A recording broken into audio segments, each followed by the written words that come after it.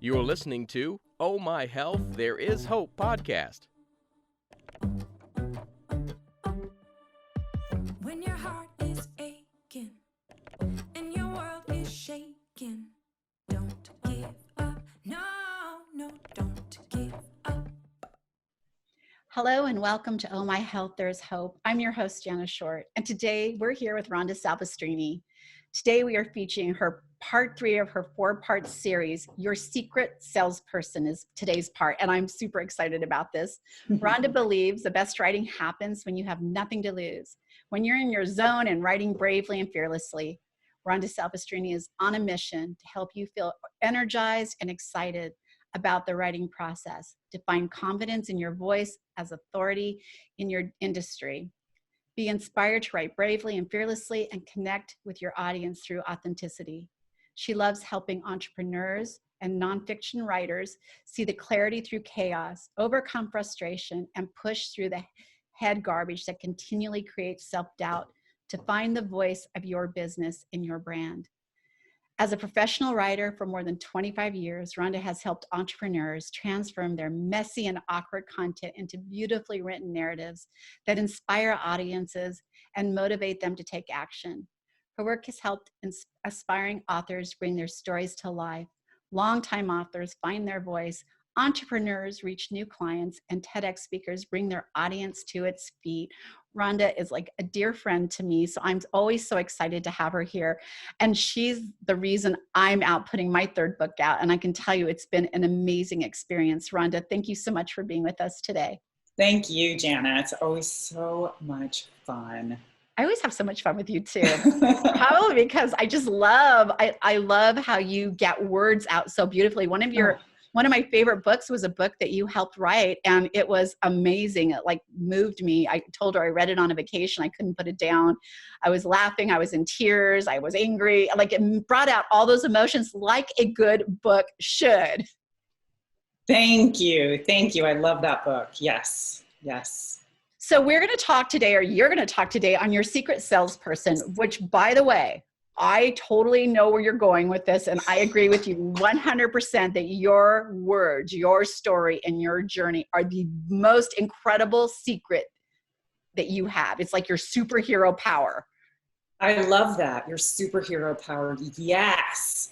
And when you transform that story into the content, into your blog posts, into your social posts even, and your book, that superpower is working for you 24/7. It's allowing you to reach your audience when you don't even know that you're reaching your audience. So you're doing it organically. It's out there living its evergreen life, and it's always driving people back to you. So it's just one of those things I get a little nerdy about, because content is so impactful. And it's so powerful. And when you write a book that's impactful, you create this memory for people. You create this trajectory for people, and you allow people to improve upon their lives by you sharing your expertise, by you sharing your genius, and by you getting your voice out into the world. It's so powerful. I know she has her Write with Rhonda on Let's Write, her t-shirts that I love, because I do think it's so powerful to put your message out there. And what if your story, your message, your journey, your pain gets put on paper, those beautiful words, and it goes out into the world and creates hope for other people. That's what I love about reading it. How many of you have read a good book? And you're constantly quoting it. You're constantly handing it to other people. I know my first wake-up call was actually, I was older, and I read Jeff Olson's The Slight Edge, and I could not stop quoting him. It was like this bulb went off in my head from his words. And it was stuff I knew already, but somehow when you read it put out that way, it just makes this impact on you. Right, and it's like he talks about in The Slight Edge, it's that compound effect. And so the more content you're putting out there, you're compounding on what you've already put out there. So people recognize you as that industry expert. They recognize you as that thought leader, and they're constantly seeking you out for your advice, you're answering their questions, you're really targeting their pain points. So they want to know you more. They want to understand how it is to work with you. And when you produce that content that's working 24/7, you're giving them an experience that they might not otherwise get. They don't know you. So your content allows them to get to know you, to trust you, and really builds that rapport with them that you can't otherwise do. I love that. And for people who are like terrified to write a book, like they have a great message, but speaking it and putting it on paper, just there's this disconnect sometimes.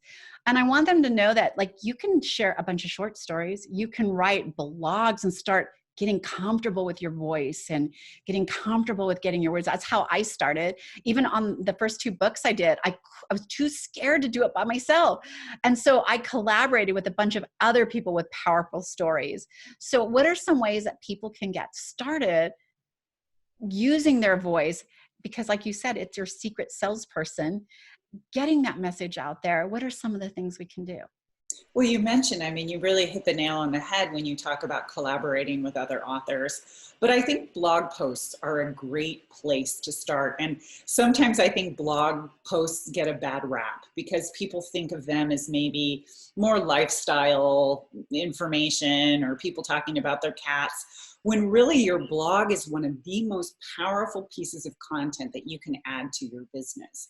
It's, again, it's evergreen and it's much shorter than a book. So it gets you out there building your community, discussing topics with your community that really are relevant to them and that resonate with them, but also gets you comfortable with that judgment that goes with your writing, that fear of being vulnerable to your audience, when really when you write, it's courageous. You are really demonstrating how courageous you are by sharing your genius.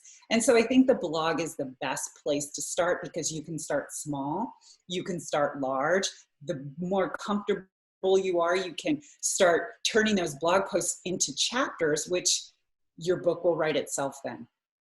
I love that. And you know that when I'm coaching entrepreneurs and influencers, the very first thing that I have them work on is blogging, because I understand the importance of getting your message out there in those little sweet bites that are soothing somebody else's pain or giving them hope or just giving them the humor they might need to get through the day.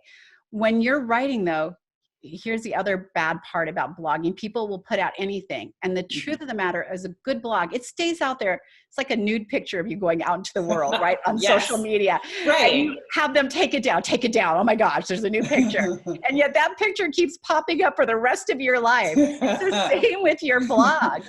They pop up, they're evergreen. They pop up always. If I type in, how do I remove wrinkles naturally? And you wrote an article on it, it's probably going to pop up. And Right. so you have to like be conscious of the words you're putting out, even in a blog. There's a perfect way of doing it.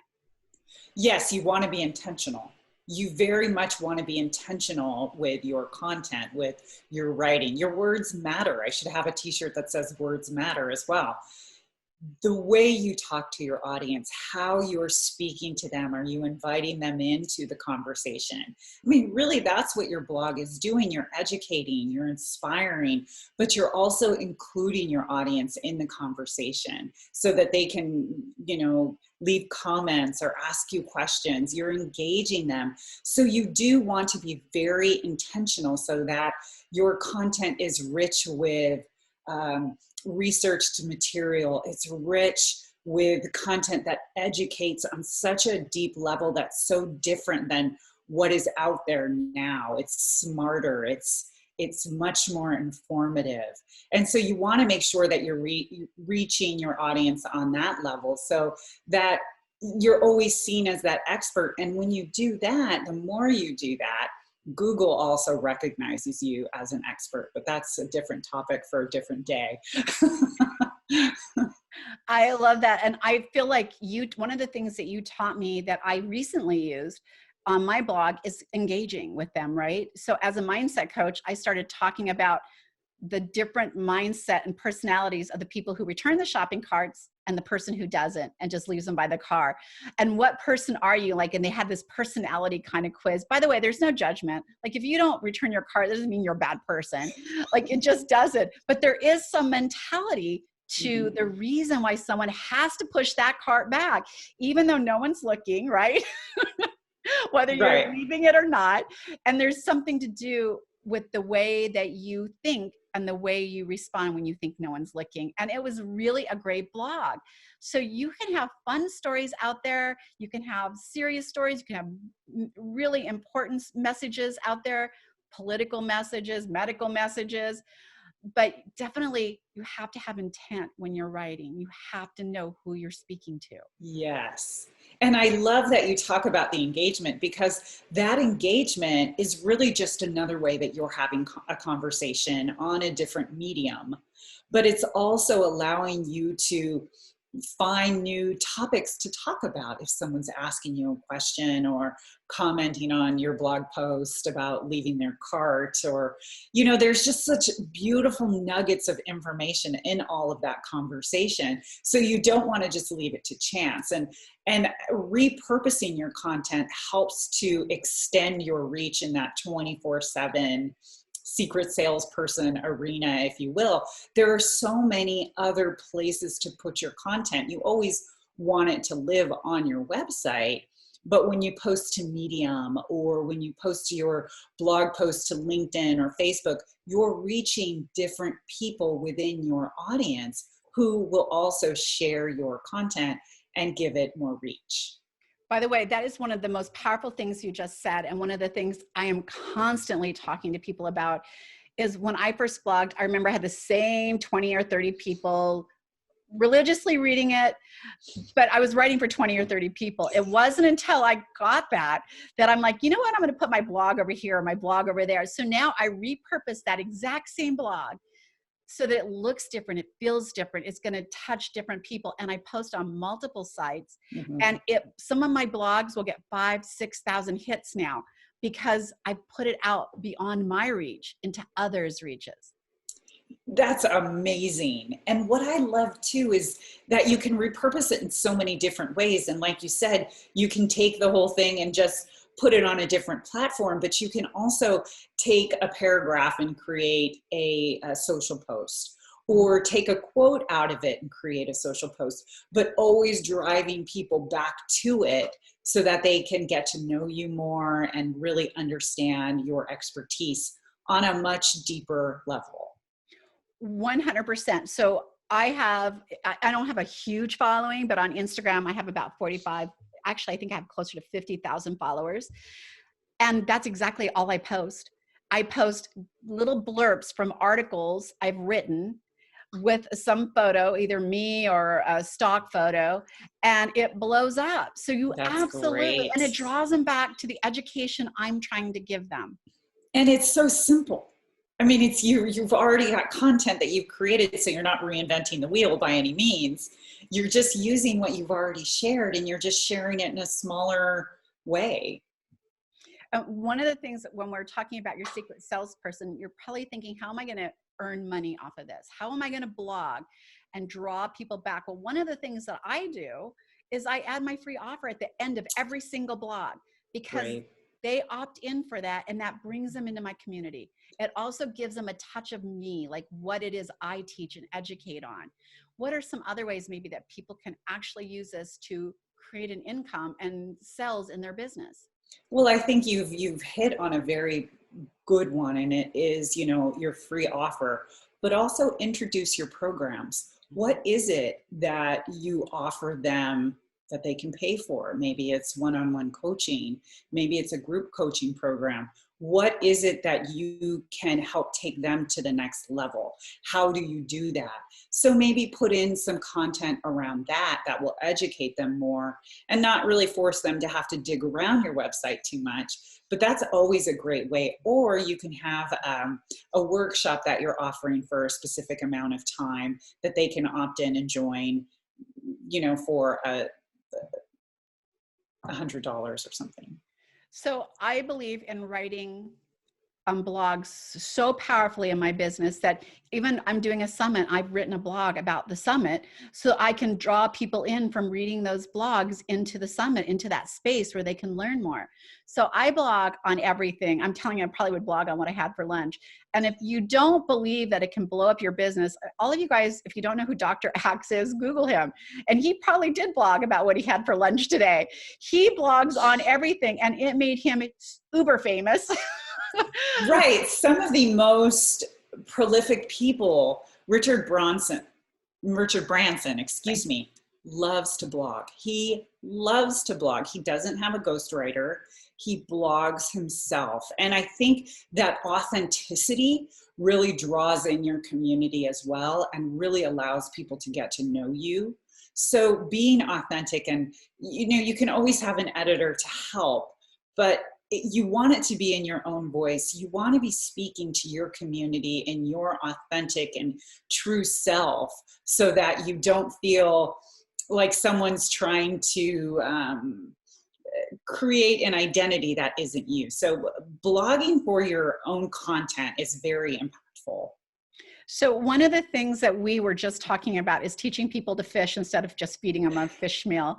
And one of the things that I love about you is you have a blogging program, and we'll be putting that link in. Don't let me forget to get it from you, but we'll be putting that link in the show notes for today, because I think it's so important that if you can just learn how to create that first perfect blog, all you're going to do is rinse and repeat. You're going to find a new topic, create the exact same magic, and put it out in the world the exact same way. But there is kind of an art to blogging, unless you just happen to be that beautiful, perfect writer that understands the journey and how to bring them in the right amount of words, using the right, dialect. Then yay for you. But I'm not that person. So I definitely need Rhonda's help. But this program teaches you how to create that perfect blog, and how to get it out in the world, and how to monetize it. What I love about blogging too is that it can be a little more casual. It can be more conversational, whereas your industry articles have a different tonality, or your book might take on a different tonality and personality.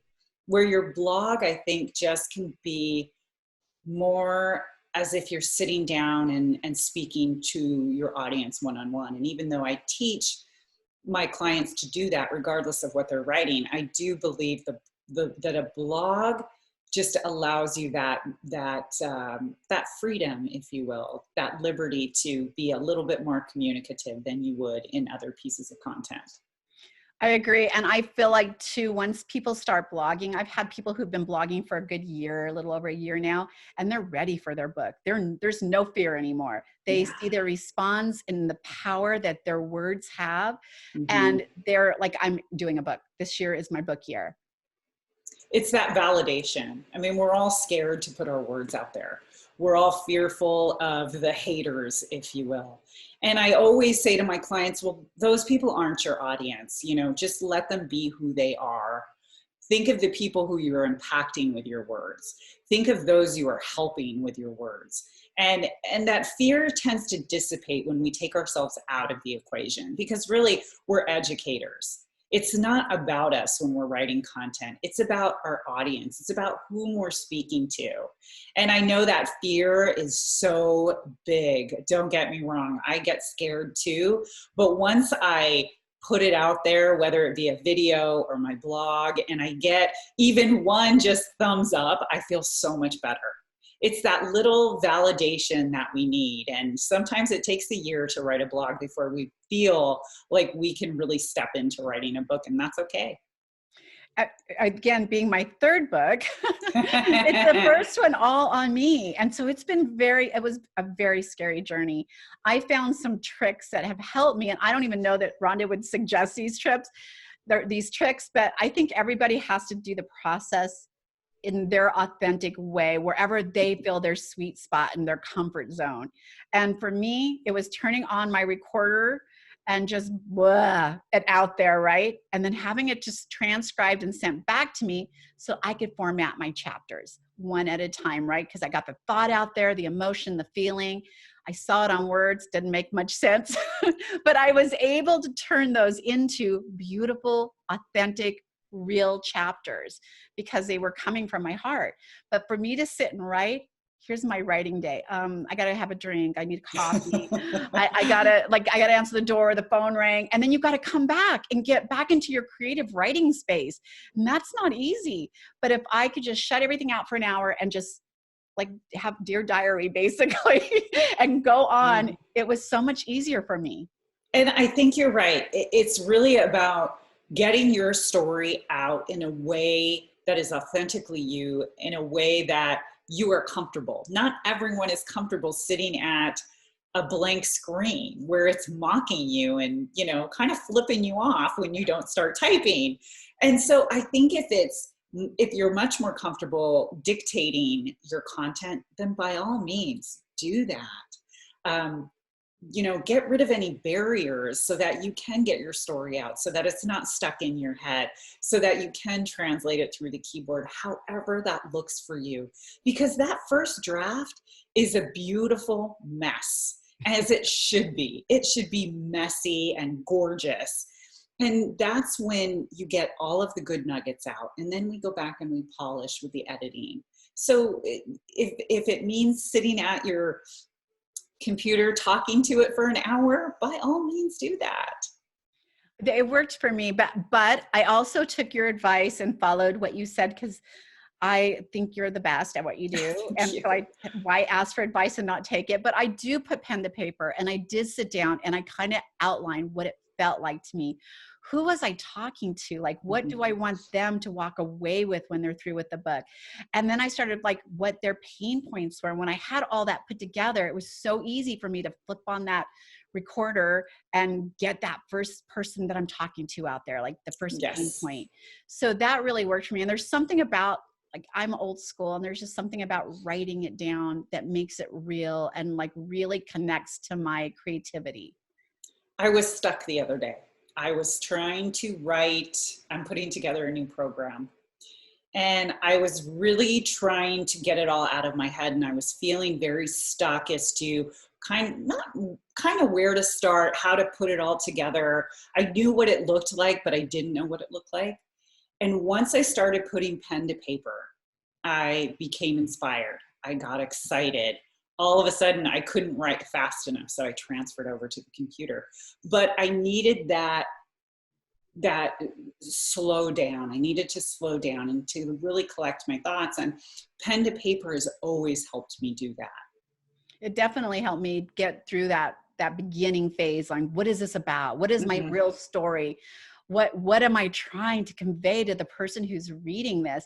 Otherwise, it's just a hot mess of me all over the place, which those of you who've worked with me know that's what you're going to get. Like, but all over the place. At the same time, like you said, you're envisioning that person in your head. You're putting them in your head. You're understanding where they live in their head. And so once you have all that written down, you can have that coherent conversation with them. And I know a lot of people think they can't get started without certain things, like, what is the title of my book? Yeah. I've been writing this book for a while now, and I don't have a title. It's like, I don't know if it's a boy or a girl yet, so I don't know what name to give it. So I don't. It's going to come, though. It will come. But I just started writing my message out to who I was speaking to, and I know that title is going to come. So I think, like, if you just get started, just believe in yourself and get started. And I think the perfect place to start is like, do your first blog and see how that feels. Right. And if you need a course to do, like, how do I create a good blog? A blog that's going to draw the right attention, and it's not going to be a naked picture coming back at me 2 years later that I might be embarrassed about. By the way, they always get better. If I look at my blogs from 3 years ago and I look at my blogs today, a huge improvement, which makes me feel good, right? And I think it's not just that it's improving, it's that I'm more comfortable with it. It's practice makes perfect. I mean, it's just like, you know, when we're kids and we're learning how to play a sport, or we're learning how to play an instrument, it's always that messy that we have to get through first. And sometimes the messy is the most beautiful part, because that's where all the raw and the authenticity comes from. And so when you allow yourself that messy, and when you allow yourself that raw, then you go back and you look at how far you've come, and you feel accomplished and you feel successful. You're always saying, and I say it a lot too, that words matter. What does that mean to you? Words, oh, let me take a minute before I dive in. Words have consequences. Words create impact. Words can tear you down or they can lift you up. I mean, words are powerful. So how we use them, the ones we choose to use, who we use them with, matter. So I'm always saying to my clients, be intentional with your words. You want them to make a difference in somebody else's life. You want them to be impactful, motivating, educational, and inspiring. So be careful with the words you use and just make sure that you believe in the ones that you're using to make a difference in somebody else's world. I love that, because what we don't see is our words also have a ripple effect. So when we cause someone pain with our words, or we, tear someone down with our words, that passes out through them. But if we're building up with our words, we're giving hope, our message is like a message of joy, that passes out through them and goes out into places that you will never even realize it's gone to. So your words do matter. And the way you explained it was absolutely beautiful. Thank you. Thank you. I don't think people realize the impact of their words. And I was in corporate for 25 years, running communications departments and building them from scratch and working with different personalities. And some of the things that were said to me, I didn't really think much of them at the time, but when I repeat them to other people, they're shocking and they're disturbing. And it's like, you think, how can someone be so disparaging and not think anything of it? So words matter. I love that. And I will say that I have used my words as a sword, because that was my mechanism and I was very good wielding it. Like whatever deep, dark secret you told me, if you made me mad, it was going to stab you with it later. And it's taken me a lot of years to understand that words matter, and the pain you cause, it doesn't necessarily go away, or it can wreck a friendship. Even though you still might be friends, it's different. Like your relationships are different because you've attacked them with your sword of words. Right? They cut deep. They cut very deep.